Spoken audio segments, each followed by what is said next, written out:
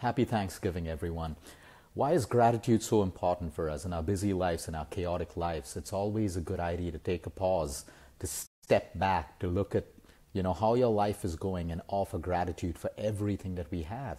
Thanksgiving Day is such an important day, but we don't need one day in a year for that. We need to practice gratitude every single day.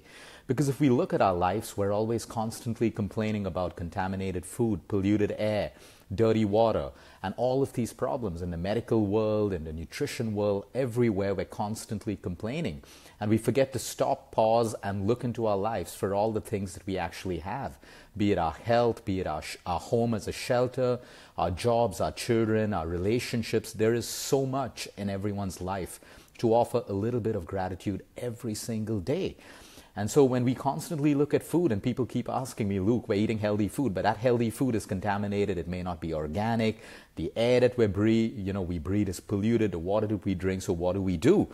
So many times, even I think, what do we do? How do we make food our medicine when it's contaminated? And even if we're exercising well, sleeping well, eating well, and we step out and we breathe in all this pollution, it's still going to harm us. But we have that one word that can be the saving grace, which is called gratitude. It's called thanks. Every religion talks about offering thanks for the food that you eat, offering gratitude for the food that you eat.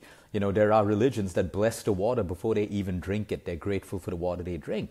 And gratitude, and there are several studies out there showing that gratitude has the ability to change your energy in your heart, in your mind. And we all know that your thoughts influence the way you feel and how your cells work in your body. So today, whatever the meal may be, if we offer thanks, we change the energy of that meal. We can bless. We all have that power in our hands to bless the food we are about to eat. We don't have to pray to a particular God if we don't want to, but we can bless that food to be clean, to heal us, that everything that we eat is going into our system, is making our cells work in harmony and peace with each other, is healing us, is taking away a certain amount of pain. That's something each and every one of us can do. We can change the energy of that meal. So we can look at that meal and say, okay, I'm going to eat this food. It's going to make me sick. It's going to make me fat. I don't know if there are pesticides in it, and we can drive ourselves crazy trying to search for organic food and all of that stuff. Or we can just be grateful for the food that is in front of us. Of course, we should try to make a healthy choice, but we can be grateful and change the energy of that food, because if we eat with negativity, that's exactly how it's going to break down in the human body. But if we eat with positivity, even if it's something that's bad, we've changed the energy of that food, and it works. Likewise with the water that we drink. You can bless the water before you drink it, or you can just offer thanks for the water that we're drinking, or a quick visualization that as I'm sipping that water, it's healing me, it's hydrating me, rather than having a negative thought about it, that there may be pesticides, there may be BPA in it, and likewise. It's so important for us to constantly offer gratitude all the time. And I see this in my line of work. I see a big difference in patients who are grateful. And what should they be grateful for? If they're going through cancer, if they're sick, if they're suffering, there is always something that they can. And I see that difference in people who are grateful. So many patients, they're suffering a lot, but they're able to find something to be grateful for, like family support, the fact that they can afford the hospital, the fact that they can afford medication, or whatever it is. They find something to be grateful for, and that changes and shifts the entire energy in the body. Now, don't get me wrong, that's very, very difficult. It's easy for me to sit here and say that. Very difficult for the person who's going through the suffering to do that. But it is encouraged that they try to find that little gratitude, because with gratitude comes a lot of hope. And hope is a magic word that gives us that warrant to keep on moving on in our life. Imagine waking up without hope and without meaning in life. You're literally dead, but alive in a body that's dead. It's as simple as that. So today, spend that kind of time with your families. It doesn't have to be once a year. It's great that this day comes as a reminder for us to be grateful and thankful for everything that we have. But if we can do this little exercise every single morning or night in our meditation, it takes you a minute to remember and give thanks for everything that you have. I know there are so many people who are unhappy with their weight and unhappy with their body. And that unhappiness creates more anxiety and depression and cortisol, and that's why they never lose that weight.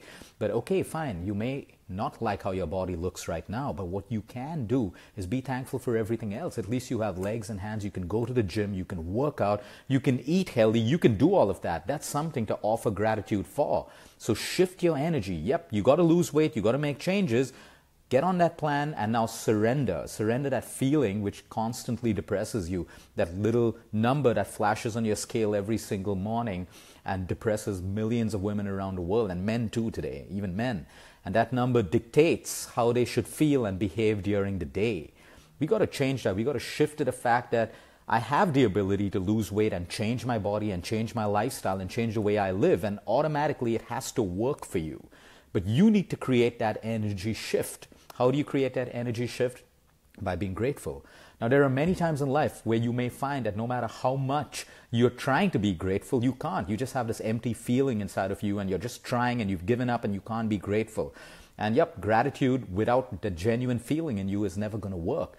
But we all go through that phase where we have everything and yet we feel dead and empty and we cannot be grateful. But that doesn't mean you stop trying. You have to look for that one little thing. It could be that laughter in your child. It could be something that touched you, something that someone said, just a simple holding of hands or a touch or whatever it is. But that's something, if it made you feel good, be thankful for it. And then when you be a little thankful, it changes that energy, and then you can develop that positive energy, and then you're able to be more and more thankful and more grateful.